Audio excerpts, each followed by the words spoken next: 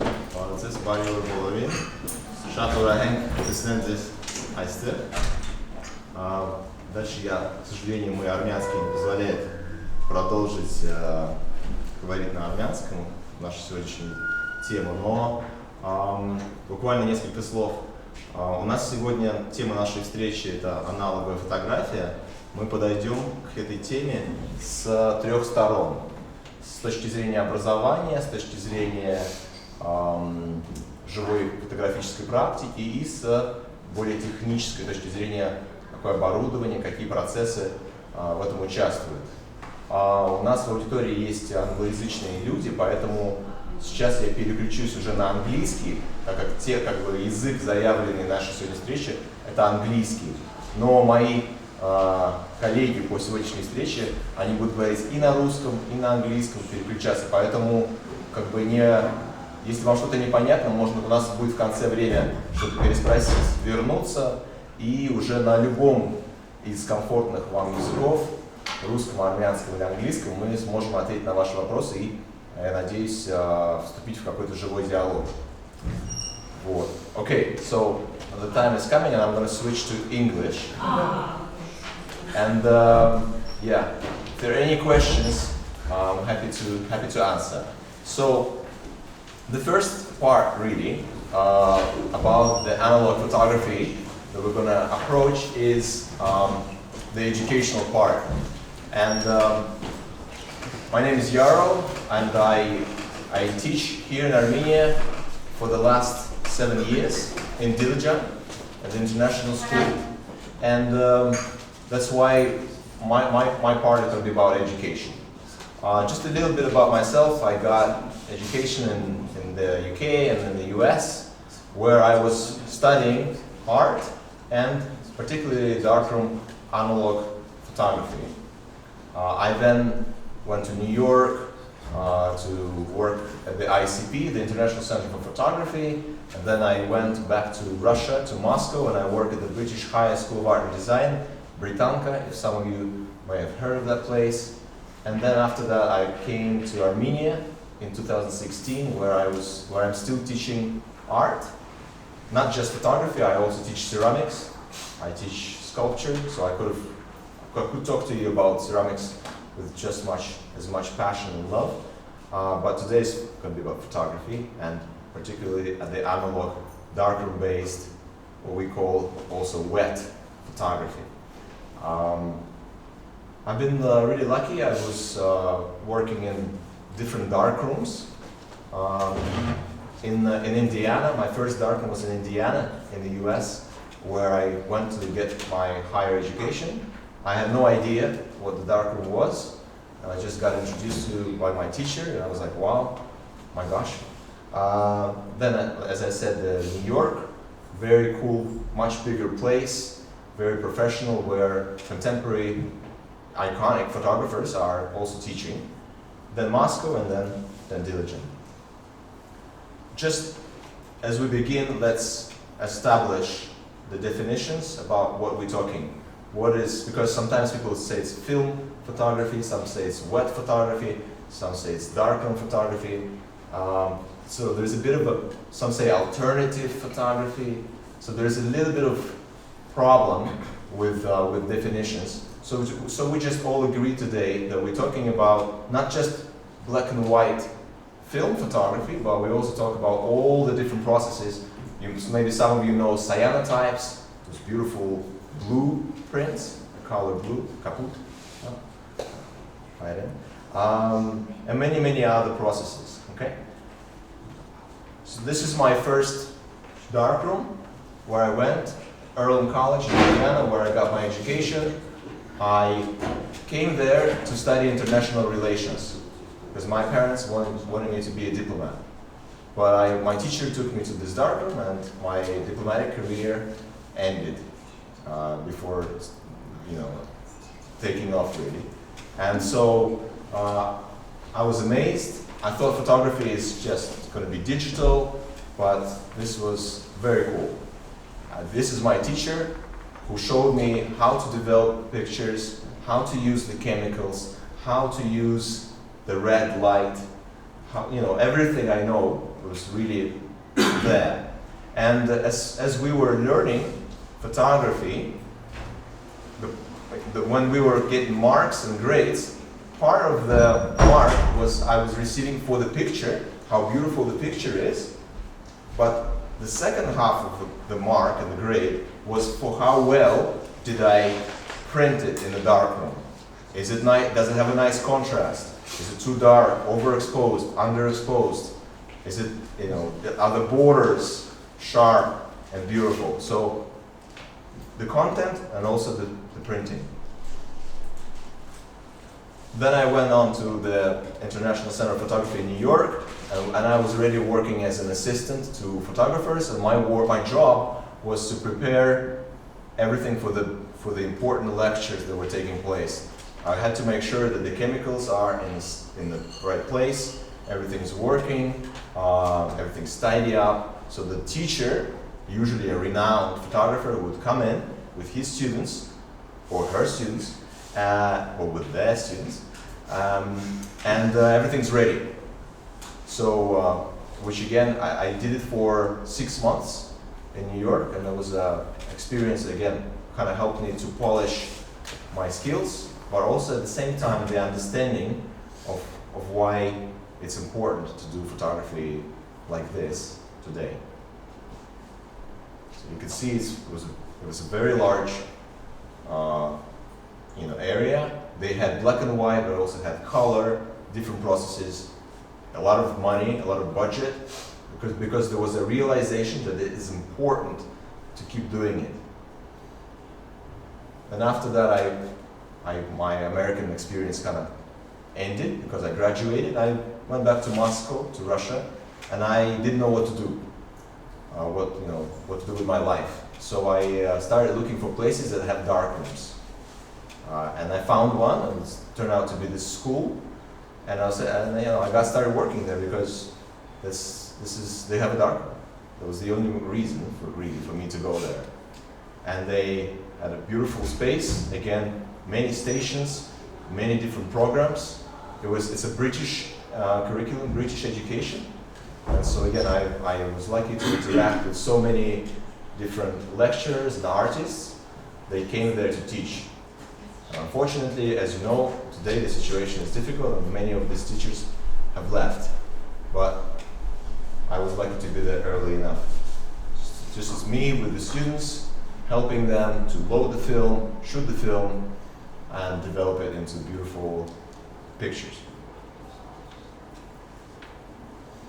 And then finally, my final destination as of today is Dilijan, beautiful town in Armenia, where I worked for 7 years teaching art. And when I was having my job interview to come to Dilijan, my question to the then head of school was, do you have a darkroom? And he didn't understand what I mean. And he said, yes, we have many rooms. If you turn the light off, it will be dark. And so that was enough for me to say yes, and so here I am in Armenia for so long already. And I found one room that was dark enough. I asked for equipment, and some people actually donated us. Our facility manager actually donated the enlarger. This is the piece of equipment that's being used, that he used when he was in college. So he gave it to us. And we basically established this darkroom. If you're ever in Dilijan, I'll be happy to show it to you. So let me know. I'm now coming to the part of my talk where I want to really try to explain to you why it matters, why it is important that these processes are kept alive and that the students, young teenagers, are exposed to this. Because often even their parents don't understand. They understand painting, they understand sculpture, they understand maybe even printmaking, but why do they do this? Not always understand. And but I think it's so important. So by telling you today, this is me telling to them as well. And you may have heard that during the last years, the popularity of darkroom photography is raised. It's now almost like a renaissance of these processes. There are statistics that, Kodak is back in the game after the bankruptcy. The prices for the cameras, film cameras, if you compare now to 10 years ago, 15 years ago, it's just like, if you bought a camera 15 years ago, it was a great investment. Now it costs twice, or sometimes more expensive. And you could see, you walk around even Yerevan, you could see some people carrying these film cameras. Or they may be even carrying digital cameras that look like film cameras. So there is, many more papers, films being produced by Ilford, Agfar. Many companies are back. So you can almost compare it to like vinyl.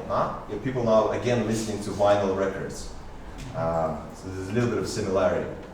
But why do we continue teaching this at school? The first and maybe obvious answer is because it really helps to develop the technical skills. Everybody now carries one of these around. It's got a camera. Everybody can take a picture. If you ask a teenager how this camera works, they don't understand often. In most cases, they are confused with megapixels, sensors. They don't understand. However, if one of my first tasks is they have to make a pinhole camera. If you don't know what a pinhole camera is, it's basically sometimes referred to as a camera obscura. It's a box that's got a hole. And on the other side, there is a light-sensitive material that can capture light. It can be paper, photo paper, it can be film. It can be even X-ray film from hospital. Anything that would capture light.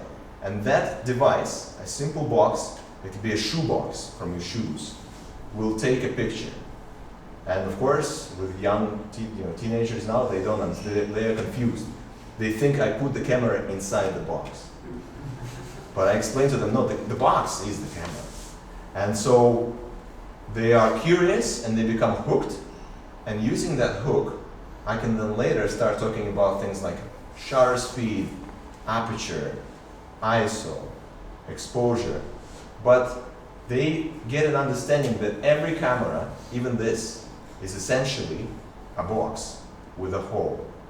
And to get that understanding, the analog photography is, I think, really the best tool.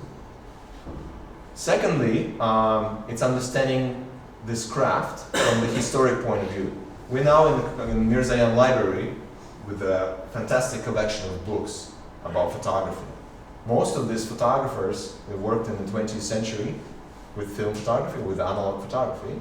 And of course, without the hands-on technical experience from the students, they're not going to understand what they mean often. Of course, they will understand the context, maybe the history, the beauty, but if they read how Ansel Adams was using these chemicals, or how he was projecting his huge prints on the wall, without the darkroom experience that they have themselves, they're not going to really get it. So it's got a historic importance as well. A less obvious part is about the community.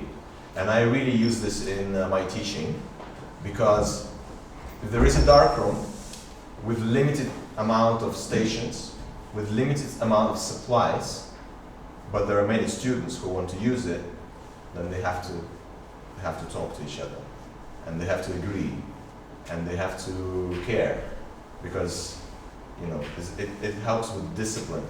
They need to work with each other. Who is going to go first? Who is tidying up? Who makes sure the chemicals are safe? That they knock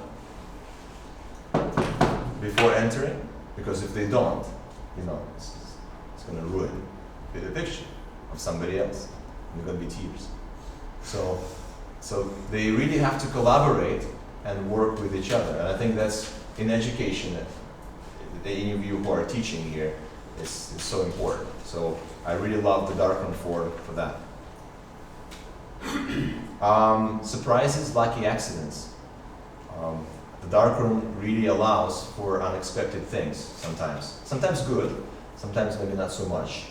But there is, any of you here who used to take pictures on film or still using film, it's a wonderful surprise. You shoot your roll of film and you don't know. And then you go to develop and it's like, again, it's like opening a Christmas present. It's got a magic, because you don't know, it could be great, it could be, you always think it's great, but sometimes it is, sometimes it isn't. But there is this element of, how is it? So, and I think, again, it's so important for students, because they come from other subjects, math and physics, which I totally respect, but I think in the arts, and particularly here, they got this element of surprise.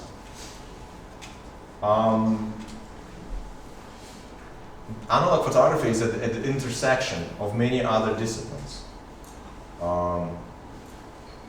You don't maybe have to understand too deeply physics and chemistry, but you have to start getting an understanding of chemistry.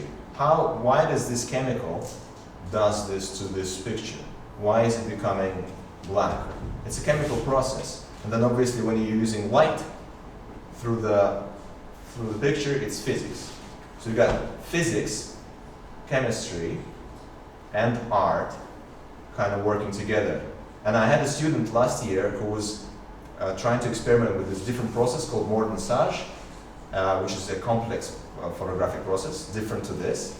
And I said, honestly, sorry mate, I don't know how to go ahead with this. He said, I studied chemistry, so I can go to the chemistry lab, and together with the chemistry teacher, we can make this solution. So all of a sudden we have a collaboration between teachers from different disciplines, which I think is another great thing about school and education. Freedom versus structure. There is freedom in the way you take pictures. You can take pictures about anything you want to say and express. But when you come to the facility, to the lab, you have to follow a certain procedure, a certain methodology. It can't be just all chaos and freedom and let me try this. No. You have to follow the particular steps in order to get that result. And that combination about that you have freedom of what you're doing, but also you are restricted by certain rules, is another great thing. And of course, as you learn the rules and you become familiar with them, you can start breaking them and see what happens later on. Permission to fail. I think one of the biggest problems with the young teenagers, at least where I teach, is the fear of failing. They are scared of trying something because what if it doesn't work? So sometimes they choose not to do it because it's scary. And I think in the darkroom, but also in other things like ceramics and other things, you can fail safely. Yeah, you've messed it up, it doesn't work, it looks terrible, but nothing happened. The world didn't collapse. You're still alive, and you get trained this feeling that it's okay, as long as you're not being harm yourself, not doing harm to others.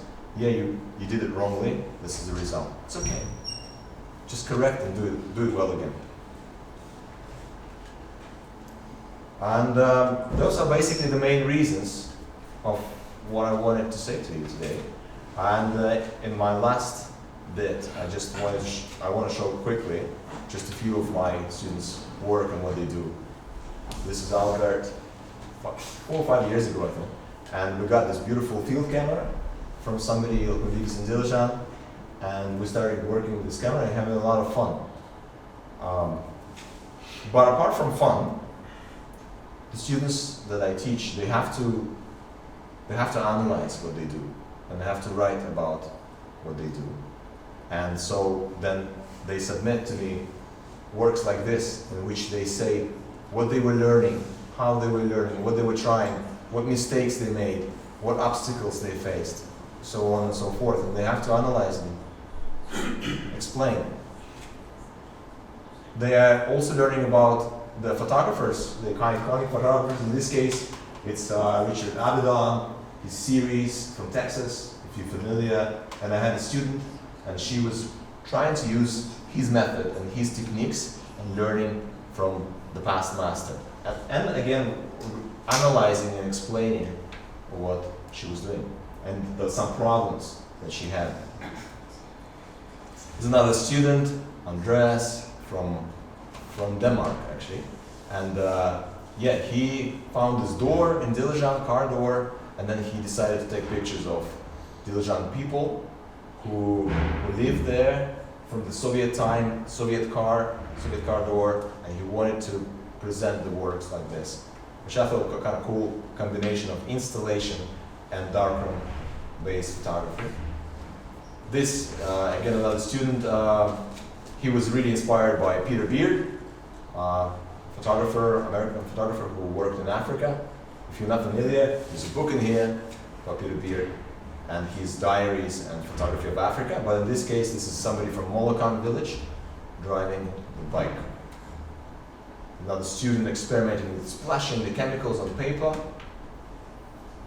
And this is a cyanotype method, when you get these blueprints, maybe you've seen them.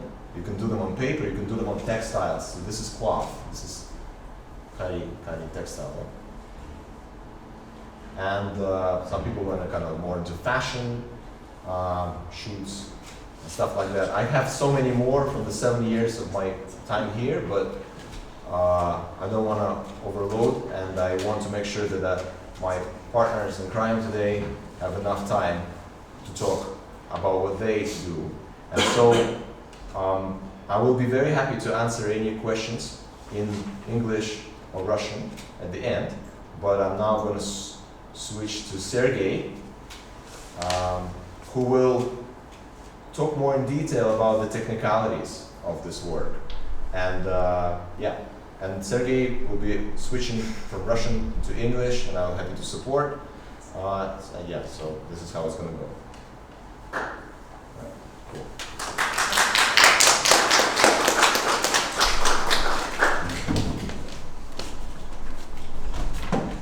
Brothers, меня зовут Сергей, я один из основателей фотолаборатории в Москве под названием Перspektiva. Сейчас одной из самых больших фотолабораторий в Москве. Вот, и сегодня я расскажу о том, как устроена фотолаборатория пленочная, ну, с технической точки зрения. Вот. Hello, my name is Sergei. I am co-founder of a film laboratory in Moscow named Perspektiva, and today I will tell you about about the modern film laboratory.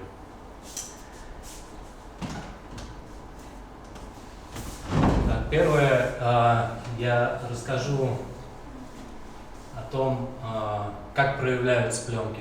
Самый важный процесс проявки.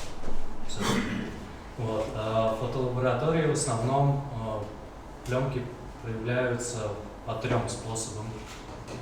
Вот. Первый — это ручной способ, второй — это в ротационных машинах, и третье — это фильм-процессоры, специальные машины, в которых проявляется пленка. Вот. Так. Сергей, если нужно, я могу включаться. Ну давай, да. Если комфортно. So Sergei mentioned that there are 3 main developing processes. The hands-on, you can see in the first picture with the hands, that's what my students do. Then there is the special rotary machines where you load the film and they will do it for you. And then there is this film processors, again, kind of automatic, and they will do it for you. Так, ну, поговорим о ручной проявке. Это классическая проявка в бачках. Вот, проявлять можно, в принципе, все типы пленок: черно-белое, цветную, позитив, слайд. И такие пленки, которые появились относительно недавно, ECM2, это кинопленки с сажевым слоем.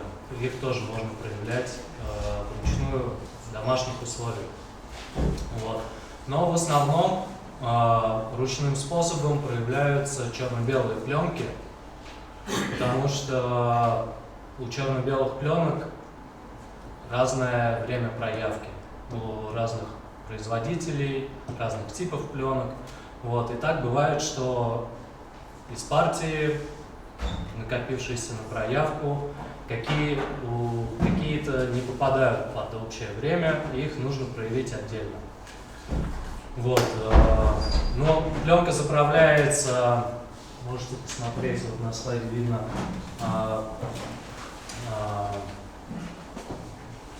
бачок, вот, отдельно, ручным способом, и дальше заливается химия, вот, и отведенное время она проявляется. So this hands-on developing is really friendly for different types of films, but I think the most popular is the black and white film because it's got different timings for developing. So it's easier with the hands-on because you can really time your own process. And you load the film, like in this picture, by hand in the dark. You have to do this in the dark. And you load it into this film developing tank. And then you put the chemistry in a specific order and do it for a specific time. Следующее, о чем хочу рассказать, это ротационные машины. Вот. Немножко похожи на ручной способ проявки, но все-таки отличаются. Как правило, в фотолабораториях используют машины фирмы Joba, немецкая фирма. Вот. Можно проявлять тоже, в принципе, все процессы ЧБ, цветной, позитив и вот кинопленку. Ну, от ручного способа отличаются тем, что можно настраивать сам процесс, контролировать температуру химии, вот. Можно контролировать, как сказать, скорость ротации. Есть разные модели, и они отличаются как раз настройками.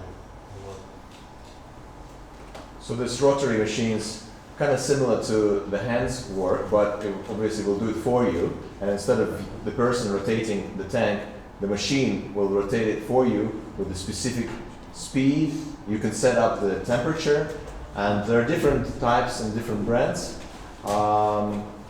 This is an automatic way of doing it.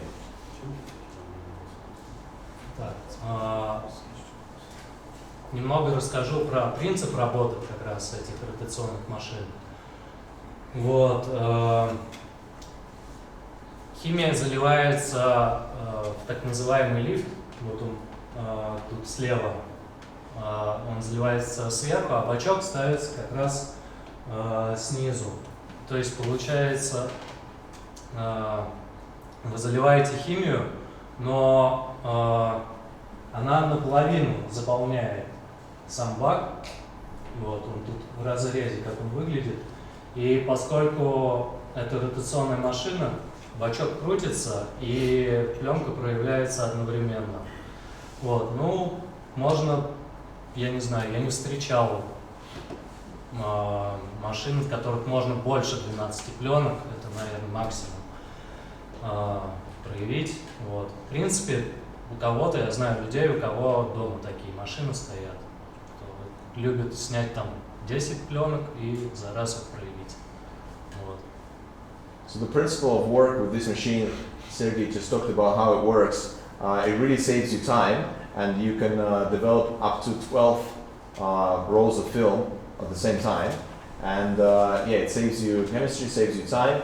But so basically, you put the chemical into that rotary part, and then the tank is below, and then the right chemistry goes in the right time. So it's an automatic way of doing it. It's great for people who shoot a lot of film, or for companies that develop film for you, because it's saving time and resources. Вот. Дальше хочу рассказать про фильм-процессоры, ну или про явочные машины, там много названий, терминологии. Вот. Это уже профессиональное оборудование, которое вы выпускалась компаниями, как Noritsu, Fuji, Agfa, Kodak делал, ну, все, кому не лень. Вот. Там полностью автоматическое управление проявкой. Вот. Можно, в принципе, выставить температуру проявки, еще чуть-чуть что поменять. Ну, на самом деле, кроме температуры, больше ничего там не меняется. Вот. В основном выпускались они для проявки цветных пленок, поэтому, в принципе, цветные пленки сейчас во многих лабораториях отдают гораздо быстрее, чем черно-белые и позитивные и те же ECM, потому что они в основном проявляются как раз на ротационных машинах. Вот. Но раньше еще также делали такие же машины для процесса, для ЧБ, для слайда, вот. Но сейчас они встречаются крайне-крайне редко. Очень. Их делали немного. So this is yet a further step into the professional realm of film developing, because this is even more automatic. They used to be popular with the color processing, because color processing is more complex, different chemistry. I think it's more toxic. But this machine, yeah, you could program it, and it's fully automatic. But these days, sometimes people are redesigning them into black and white as well. But this is even further professional automatic processing. Так, ну и немножко про сам принцип работы. Странно, у меня удалилась картинка. Ладно. С помощью специального скотча крепится вот к такому пластиковому лидеру пленка, и дальше вставляется в машину. Машина полностью автоматическая, датчики видят, что внутри лидер с пленкой и протягивают. Вот как раз картинка пропала, ну ладно. И протягивают по резервуарам с химией. Дальше этот лидер, пленка вытягивается, она получается прикреплена вот к пластиковому лидеру и проходит вот таким вот способом по химии. От проявителя, от белки, фиксажа, стабилизатора. Вот. Дальше на выходе ее ждет сушка, и примерно получается минут через 10 у вас на выходе уже проявленная, готовая пленка. So the principle of work here, the film is attached to this special tongue, and then when it's loaded, it's being stretched, and then it goes through all the chemistry one by one, the developer, the stopper, the fixer, the stabilizer, and it's really an industrial way of developing. And in around 10 minutes, it's completed. Вот как раз появился. Ну, чтобы вы немножко понимали, какое строение примерно у машины. Так, дальше я хочу поговорить про сканирование, потому что в современных лабораториях в основном у нас такой оцифрованный мир уже. Вот, все заточено под сканирование. И рассказать о типах сканеров. Это слайд-сканеры для домашнего сканирования, потоковые сканеры, планшетные и high-end сканеры. Ну, они такие галерейные, музейные, для журналов, для фэшена в основном используются. Вот. Первое – это слайд-сканеры. Чаще всего используются для домашнего сканирования, и поэтому они обладают небольшими размерами, они, то есть, спокойно помещаются вот на стол, тут еще даже немножко места останется. Но главное качество изображения, которое вы получите, напрямую связано с ценой. То есть, чем дороже сканер, как правило, тем лучше изображение, то есть, тем больше функций, как Digitalize, это удаление пыли и царапин с пленки, автоматическое. Вот. для дома, для оцифровки архива, своих собственных пленок, хорошие машины. Я бы порекомендовал Nikon, потому что на вторичном рынке их еще очень-очень много и относительно доступная цена. Но также есть дешевые такие сканеры фирмы Lastec.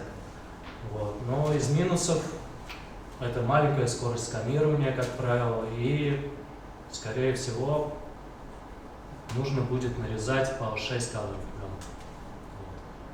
So Sergei is talking about scanning film, and so when you get your film ready from developing, obviously you can take it to the darkroom and print it, but the other way, another alternative is to scan the film, so you have it as digital image. And there are different types of scanners.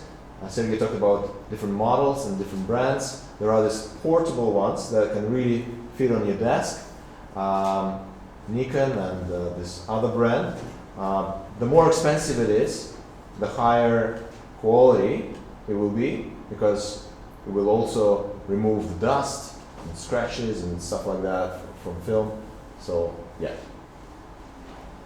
Следующие потоковые сканеры, вот, которые как раз в основном используются в фотолабораториях по всему миру, в принципе. Эти сканеры делали с расчетом на огромное количество пленок. Вот. В основном они шли в связке с мини-лабами. Мини-лабы — это вот такие большие печатные машины. То есть раньше пленку проявили, отсканировали и со сканера посылали уже на печать.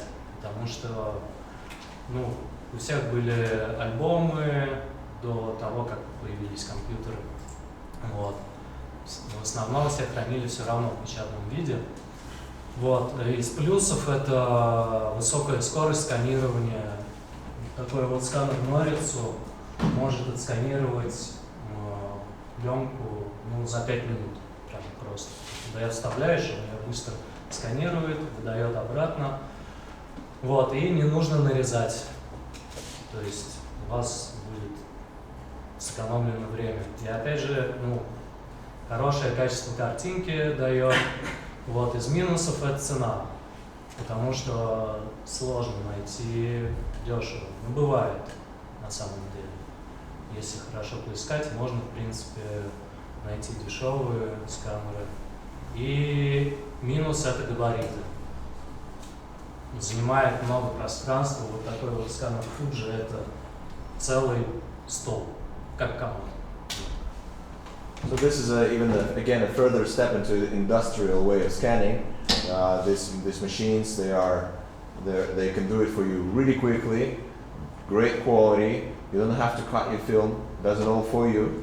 But of course, they're massive, and so it's difficult to keep one like this at home. But they're also expensive. Также хочу рассказать о планшетных сканерах.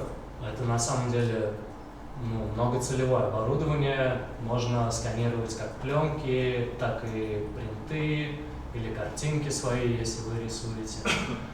Вот. В фотолабораториях в основном используют для сканирования пленок с перфорацией. То есть многие любят перфорации, буквы и коды Fuji на пленке. Вот. Из плюсов это доступность. Epson до сих пор производит вот такие вот сканеры. Хорошее качество картинки они дают в основном. Из минусов скорость сканирования невысокая, и опять же некоторые модели могут занимать очень большое пространство. Вот. Но это я дальше чуть-чуть о сканерах расскажу, потому что планшетные сканеры бывают еще галерейно-музейного предназначения. Most of you are familiar with the flatbed scanners that we might have at home, and they can also have a special cassette to scan film or your prints or anything flat, and they're great depending on the model, but they do it quite slowly, and again, it sounds like it could be quite bulky. И последнее на сегодня это high-end сканеры, супер дорогое оборудование. В основном используется для печати в журналы, сканируют профессиональные фэшн-фотографы, для фотокниг или даже для билбордов, чтобы распечатать большую картинку. Вот.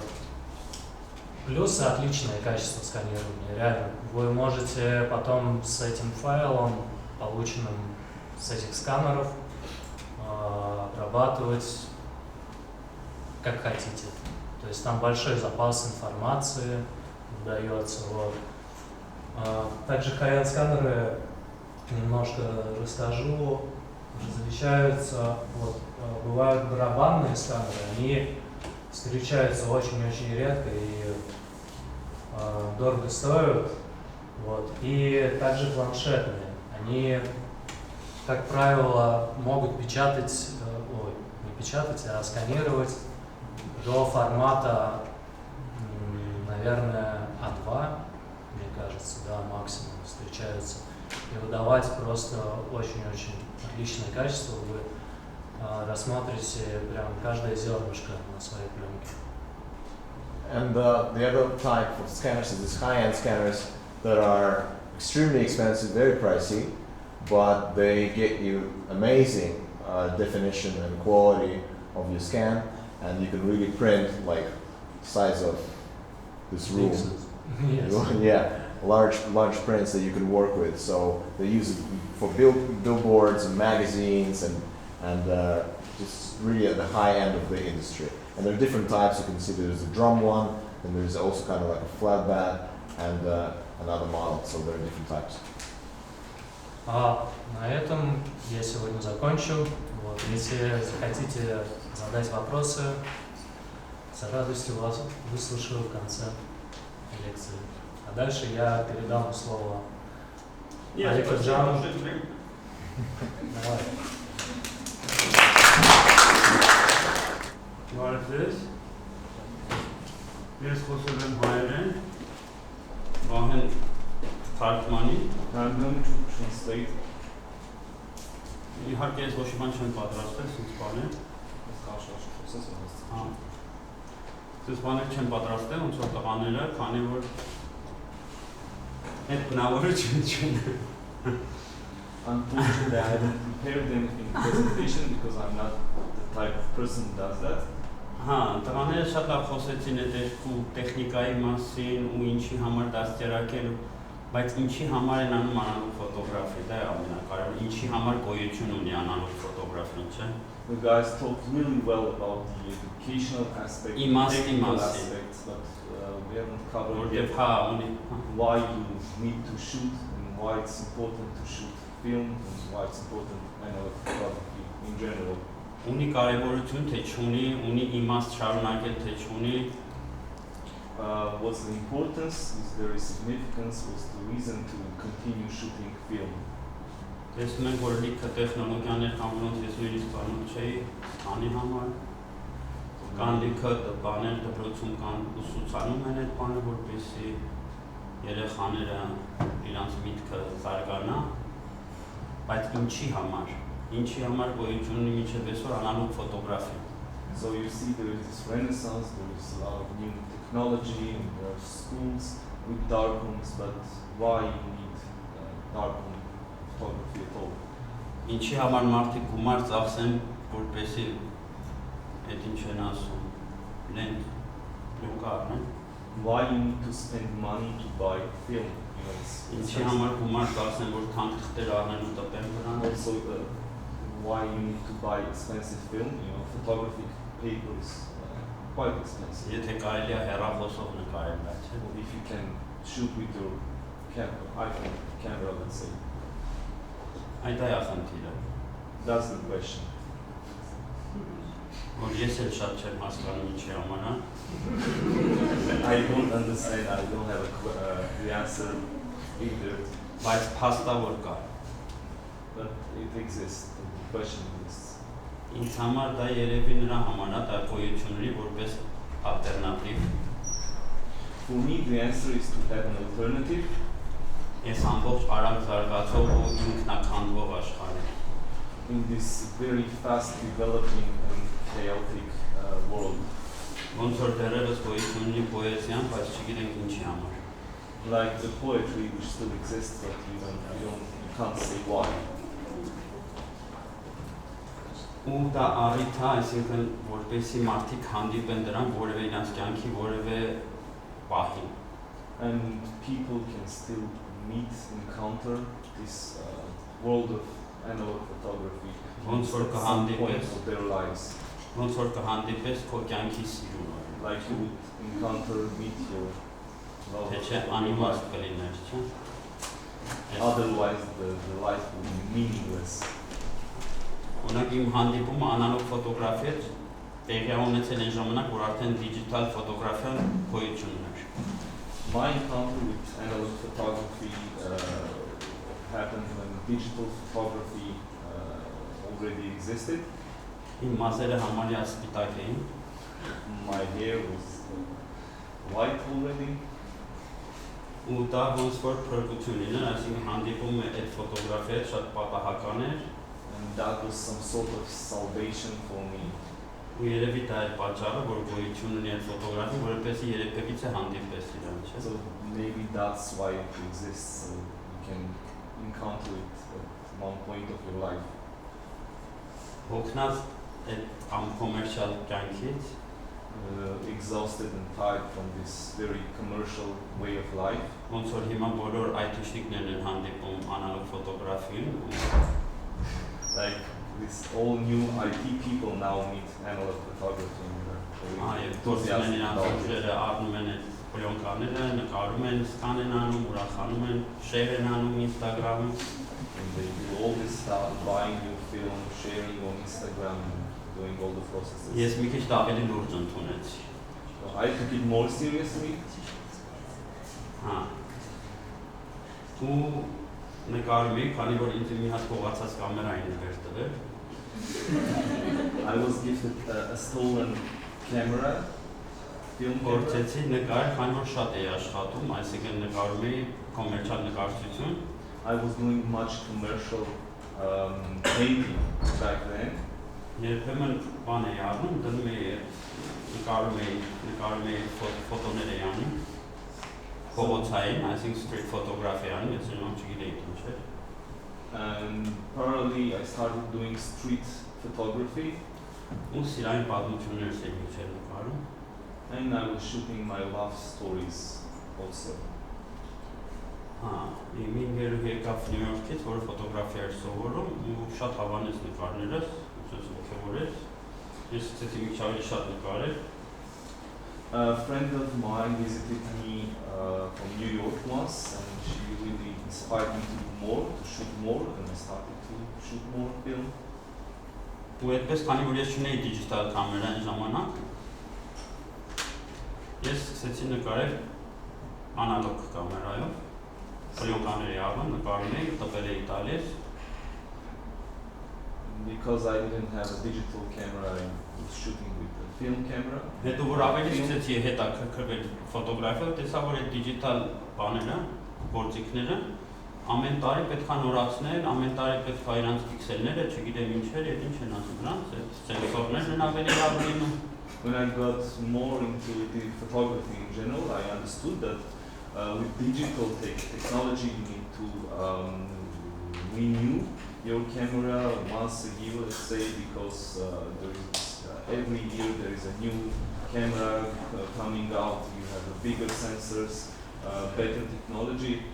Որի իմաստը ես չէի հասկանում։ And I didn't understood why. Որովհետև ես մի խցիկ ունեի, ֆոտոապարատ ունեի, որը 60-ական թվականները շատ լավ աշխատում էր, ու նույն որակներ տալի ինչ որ 60 տարի առաջ։ I had a camera which was made in the 60s and it was shooting like it did in the 60s. Ու այդ պատճառով ես ավելի մոտեցա դիջիտալ անալոգ ֆոտոգրաֆիային, որովհետև երբեք չհետաքրքրվեցի դիջիտալ ֆոտոգրաֆիայի, ժամանակ որ սկսեցի 3-4 մեգապիքսել էր իրանց բանը։ that's why I got more into analog photography. By the way, at that moment, the standard was 3 to 4 megapixel for digital cameras. That was the top of digital cameras at that time, which seems really funny nowadays. Բայց ես հիմա իմ ամենալավ ֆոտոխցիկները մեկը 58 թվի է, մյուսը 70-ական թվականների է։ My favorite cameras are made, which I have now, in 1958, and the other one is from 70s. Որոնք հրաշալի ձևով օգտագործում են դեռևս։ I quite use them. I think it is industrial վազքին չես մասնակցում առաջինը անալոգ ֆոտոգրաֆիան օգնում է քեզ որպեսզի industrial մրցավազքին չմասնակցես. So you don't participate in this industrial race of always having a new technology with film analog photography. Ավելի պատասխանատու լինես արածիդ համար. And you are more responsible for what you do. Իսկ եթե պատասխանատու չես, պատասխանատվություն կրես դրա համար. Or take responsibility if you don't feel responsible. Որտեղ անալոգ ֆոտոգրաֆիան այն ֆոտոգրաֆիան, որը հետ է թողնում ֆիզիկական. Because it literally Որ հետ է ֆիզիկական հետ է թողնում ինչ որ մատերիալի վրա. It is literally an impact, a trace of light on a physical surface. Այսինքն լույսը հանդիպում է ինչ որ մակերեսի ու քիմիական process-ի հետևանքով ինչ որ պատկեր է ստեղծում. Light meets a surface, and as a result of these chemical processes, there is a trace, an image created. Որը արդեն համարվում է նյութական գոյություն ունի նյութական աշխարհում. And it exists in a physical realm, in a physical world. Ու դա շատ լավ երևում է փորձաթղթերի վրա, որոնք այսինքն փորձերի վրա, որոնք դու անում ես, բոլոր փորձերը լուսանկարչության մեջ իրանց հետքն են թողնում. It is very obvious, apparent when you do test things in Darkroom. Բոլոր սխալները, բոլոր ճիշտ արած քայլերը, բոլոր չստացված աշխատանքները իրանց հետքը թողնում են ֆիզիկական. All the things that, all your mistakes that happen to you in this process take an impact.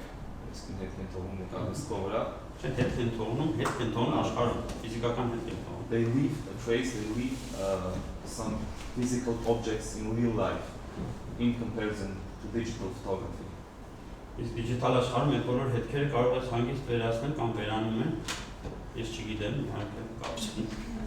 In digital photography, all those images, they can simply disappear, you can lose them, or you can just delete them.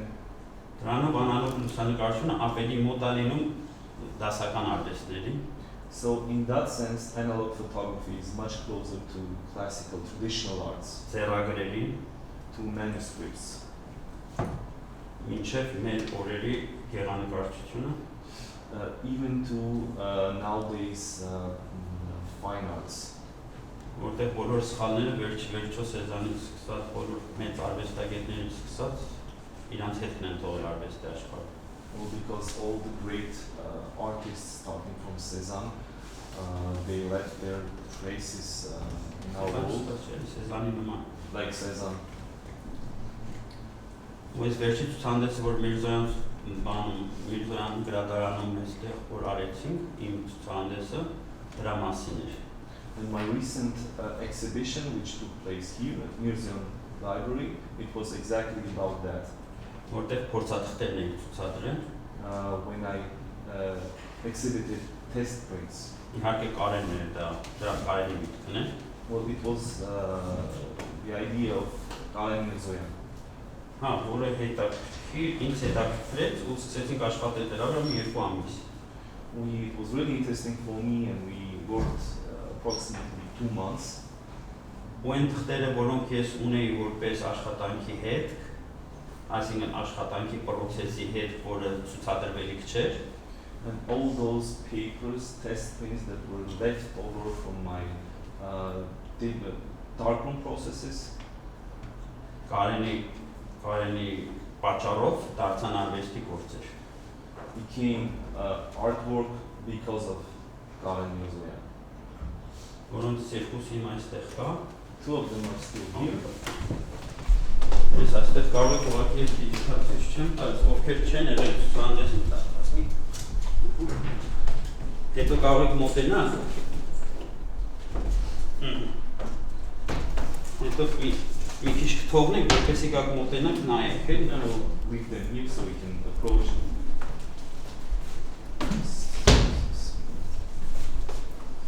Սրանք բոլորը սխալների հետքեր են։ These are all mistakes. Փորձեր են, test prints. Որոնք երբևիցե դիջիտալ նկարչությունը, ինչ են ասում դա, թվային նկարչությունը չի կարող պահպանի ու ֆիքսի։ So it can't happen in digital photography. Այսինքն որևէ մեկը դա չի անում։ No Դա one does process-ի that. մաս չի կազմում։ It's not part of the process to keep whatever was a mistake or whatever you consider a mistake. Սա անալոգ ֆոտոգրաֆիայի բնական վիճակն է։ But in analog photography, it's a natural state to have this. Սխալների ու փորձերի միջոցով հասնես քո ուզած արդյունքի։ You come to the results that you desire through all these mistakes and through all these experiments. Որոնք ի տարբերություն թվային աշխարհի չեն անհետանում։ And they don't simply disappear in comparison to digital photography. Դա ոնց որ ավելի կենթանի, ավելի այսինքն սխալները չանհետացնող, ավելի օրգանիկ process է իմ համար։ It seems to me more organic process, more vivid, let's say. Վերջի վերջո մեծ արվեստի ստեղծագործում միշտ ստեղծվել են սխալների։ Because all the great art was created through mistakes and experiments. Իսկ թվային աշխարհում դա շատ դժվար է։ But it's really difficult in digital. Որտեղ բոլոր սխալները քո հետևից մաքրում են։ Because all your mistakes are disappearing after you. Տխուր բան կա, ոնց որ մարդու կյանքը անցնի, այսինքն եթե քո կյանքը լիներ դիջիտալ աշխարհում, լիներ սխալներից զուրկ։ It's well, in a sense, it's very sterile. If you live in digital life, you have a very boring, yeah, a sad life. Then Իսկ անալոգ process-ը ինքը իր մեջ նաև մեդիտացիոն բան է պարունակում, չէ՞։ there is something like a meditation in analog photography. Ես երբ որ մտնում ես քո մուտսենյակը ու ժամերով մինչև չես հոգնում, դուրս չես գալիս այդտեղից։ When you go to your darkroom and you don't come out, կարող ես մի ամբողջ 2 ժամ, 3 ժամ սխալվես։ You can do mistakes for 2 or 3 hours. Ծախսելով լիքը գումար, Spend a lot of money, of course, որպեսզի ստանաս մի նկար, just to get one image, որը մարդկության 99%-ը չի տարբերի ֆոտոկոպիայից։ which will not be differentiated from a digital image by, let's say, 99% of the population. Այստեղ ամեն մարդ մի ձև պիտի խելագարվի, չէ՞։ But every person has the right to be crazy, however he wants. Այս էլ մի տարբերակ է։ And this is one of the ways to get crazy, to get. Այնպես որ հրավիրում եմ ձեզ նայելու այս փորձերը, I invite you to take a look at those. երևի որևէ մեկը ոգևորվի ու ցանկանա զբաղվել դրանով, փորձեր Might անի, inspire someone who knows. ոնց որ սիրային պատմություն լինի անալոգ ֆոտոգրաֆիան։ Analog photography is like a love story. Երբ որ հանդիպում ես, չգիտես վերջին ինչ ստացվի։ When you meet it, you don't know what will be the end of it. Կարող է դժբախտացնի քեզ, It Կարող է might be a tragedy, կարող է երջանկացնի, or it might be very happy in the end. իսկ կարող է դա հիշես որպես ինչ որ անցած պատմություն, շատ You թեթև։ might just remember it as just Ի տարբերություն դիջիտալ բանի, թվային արվեստի, in comparison to digital, որ ես չեմ հասկանում, իմ մոտ որևէ զգացմունք չի առաջացնում։ which does not give me any emotions at all. Երբ ինձ հարցնում են լուսանկարչության մասին, ես ասում եմ բանից դիջիտալ պատկերից բան չեմ հասկանում։ if people ask me about digital photography, I say I don't understand anything about digital photography. They think I'm just Բայց իրոք ես ոչ մի բան չեմ հասկանում դրանից։ I really don't understand anything.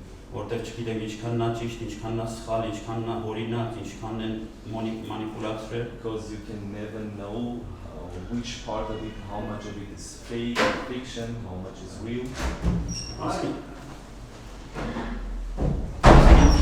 Այն բաները, որոնք ավելի թանկ լինելուց ավելի բարձր որակ են ունենում, ինձ վստահություն չեն ներշնչում։ Այն որ աշխատանքները, որոնք ավելի ծախսատար լինելուց ավելի բարձր որակ են ունենում, այսինքն ավելի թանկ կամերով եթե նկարես ավելի լավ նկար կստացվի, իմ մոտ մեծ հավատ չի ներշնչում։ And those processes which are dependent on money you spend, let's say if you have more investment, more money, more expensive camera, Այսինքն եթե ուզում ես լավ ֆոտո անել, պետք է լավ կամերա ունենաս դիջիտալ։ If you want a better image, you need to have a better camera.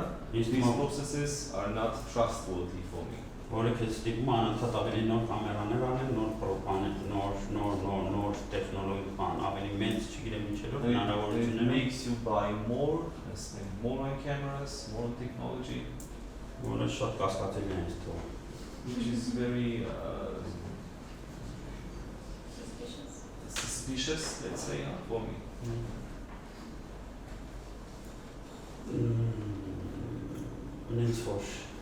So,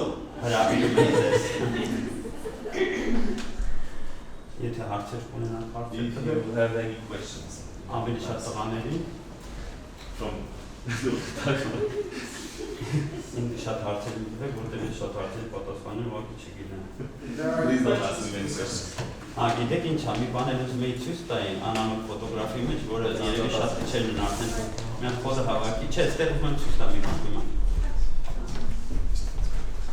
Մի բան ես հեռախոսից ուղարկեցի, Արոն ասաց կարող եմ ցույց տալ։ Տեսեք, օրինակ, սա Photoshop-ն է, անանոք ֆոտոգրաֆի, մի ցուցահանդես էինք անում, ում նկարներ էին դրան։ Բաթինյանի, Ռուդոլֆ Բաթինյանի ցուցահանդեսը տպեցինք, որ այստեղ էլի գրադարանում ցուցադրվեց։ We printed photos of Ruben Batinyan's exhibition.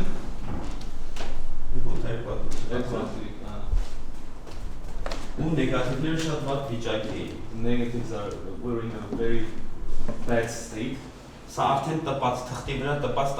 This is a printed, scanned from a printed version. Well, thank you.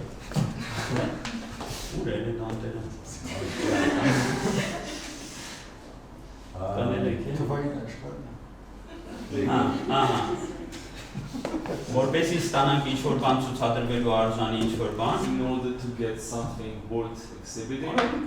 Just press play. This is a Ես մեզ ռադիո լսելով այս սենց վիճակ է, անընդհատ մյուս ուրա açacak this.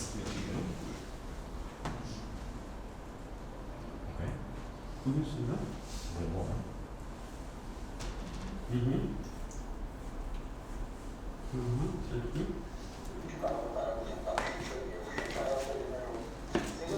Ես մեկ ոնց աշխատում եմ վերջին նեցուս, Yaro, показывай последний зал. Вот այս այս process-ի հետևանքով ուրա Ես մեկ ինչի դիջիտալ ֆոտոգրաֆիա This is how you do Photoshop with analog photography. Որը հասցվում է And this is the final result. այս արդյունքի Այսինքն տեսեք ինչքան համբերություն, պոեզիա ու ռիսկ կա դրա մեջ Poetry and risk. Այսինքն ամեն թուղթը որ տպում ես, հետո դա պիտի չորացնես, հարթուկես ու փորձես դա խելքի բերել, այսինքն շատ ամեն սխալիդ համար դու պատասխան ես տալիս, այսինքն responsible for every mistake you make. Այսինքն կարող ես մի քիչ ավելի մուգ անես կետը, մի քիչ ավելի բաց անես կետը, you just do a bit more darker the spot, you'll retouch print of chats-ներ lighter, you'll spoil the print. Ու պարտավորված լինես նորից տպես այդ նկարը, նորից retouching անես and retouch it again. Ունես որ իսկական սիրո պատմության նման, like a real love story. Ադրենալինան շատ է այս There is a lot of adrenaline in this work. Այլ ոչ թե թվային լուսանկարչության նման, որ միլիոն անգամ կարող ես ջնջես, հետ ջնջես մինչև ստանաս քո ուզածը. Not like with digital photography, which you can Ու 11-ը million times and give someone to print it for you. Ունես որ շատ բարդ աշխարհ է, So it's a very difficult world, hard world. And Բայց photography. Բայց եթե հետաքրքրում ես, կարող եք ունենալ շատ հաճելի արկածներ. But if it's interesting for you, you can have many adventures. Բայց միայն cool լինելու համար charge-ես նրանով, Don't do it if you want to be cool. Չէ, հիմնականում հիմա անանոք ֆոտոգրաֆիան cool-ի բան է, չէ։ Լավն է։ Yeah, because that's the way it is now, right? Բանը։ Ինձ որ charge-ը իզուր ծախսել պլյոնկայի վրա, Don't spend money if you want to. Չնայած հիմա ես իմիգրելների դեմ եմ խոսում։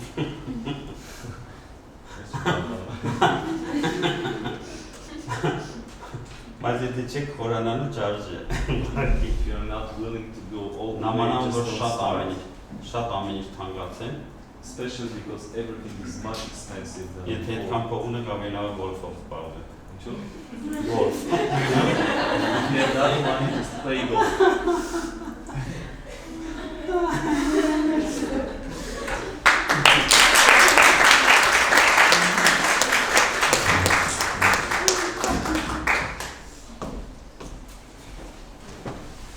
If there are any questions, please, you can pose them. Please. In English, please. In English, please. Yeah, it's like an English. We have listened lesson divided into 3 parts, and each part has its own content, its own meaning. But how can the common conclusion from the whole lesson?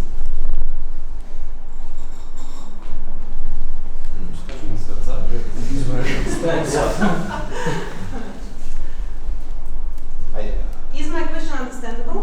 Yes. Բայց դուք ուզում եք որ մենք ձեր գործը մենք անենք։ So just ask. Դուք ուզում եք որ ձեր գործը մենք անենք։ You want us to do your job? Question.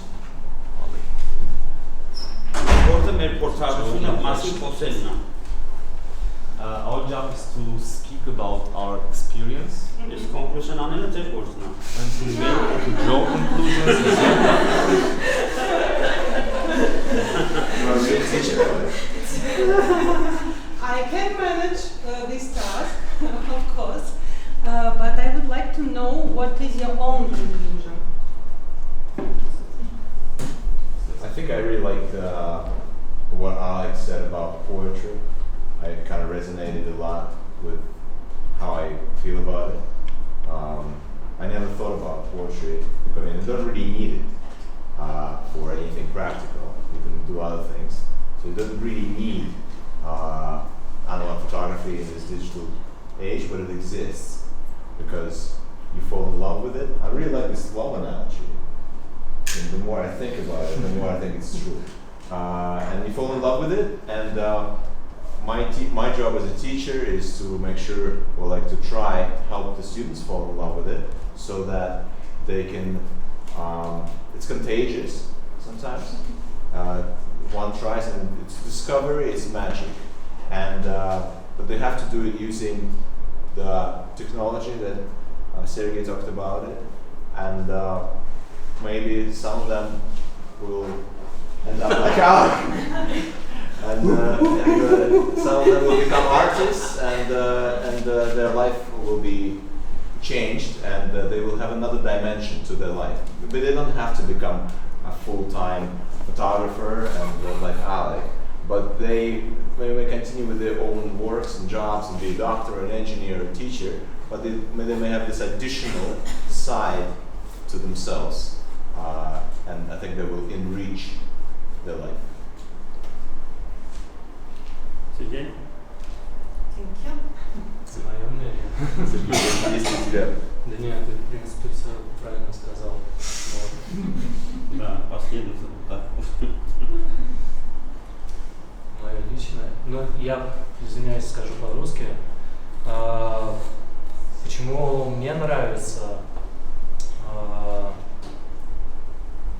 Ну, не знаю, в какой-то момент вот это любовь на самом деле. Мне просто стало интересно с технической точки зрения, как это все устроено, я изучал, и просто одно за одним, вот, я проводил много времени, читая форумы, читая инструкции, вот, и все больше и больше погружался в процесс, вот, и так и втянулся, да, вот, любовь. Just to translate what Sergei was saying, he started off saying that this is love. I think this should have been the title of the presentation. This is love. And Sergei, yes, he approached it from the technical side, but again, the more you start, the more you do, the more you fall in love, and it's difficult to get out. Բայց տեխնիկան այդպես չես կարելի բաժանել, որ մարմինը բաժանես հոգուց։ Չես կարող տեխնիկան բաժանես զգացմունքներից։ But you can't really separate technology from emotions. I think It's it's like always separating soul from the body. Այսինքն տեխնոլոգիաներն է կարող ես սիրես, չէ՞։ You can also love technology, right? Օրինակ, երբ որ ես սկսեցի նկարել, ես խենթի պես կամերաներ էի առնում։ When I started shooting, I was buying cameras like crazy. Որտեղ բացում է ամեն կամերա ունի իր նկարելու ձևը։ Because every camera has a way of shooting.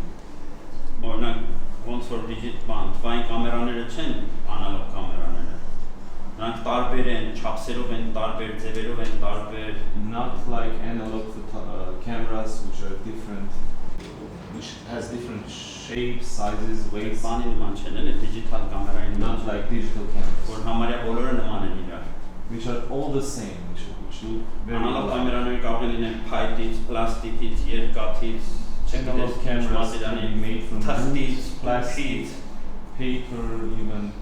Որևէ առարկայից, քարից կարող են լինել, կարող ես հողի մեջ նկարել, Even հողի from a stone, really. Այսինքն որևէ ձև կարող ես նկարել You անալոգ can shoot ֆոտոգրաֆիա։ with anything, Ու այդ ամենը կարելի է նաև սիրել։ and you can love that. Ու դա բոլորը տեխնիկական միջոցներ են։ And all those are technical mediums. Այնպես որ պարտադիր չի աղջիկը տեսքը քեզ դուրս չգա, որպեսզի դու սիրես իր հոգին։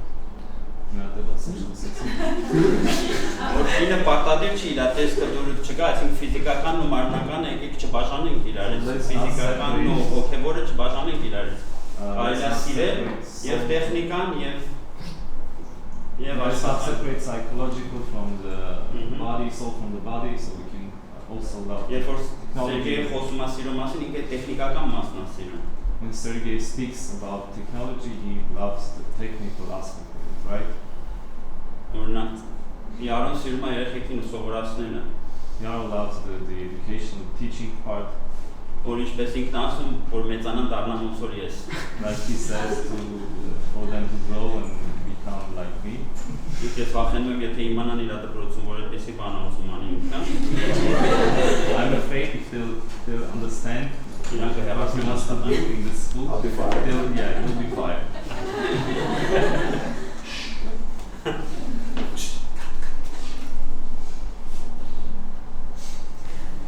So thank you.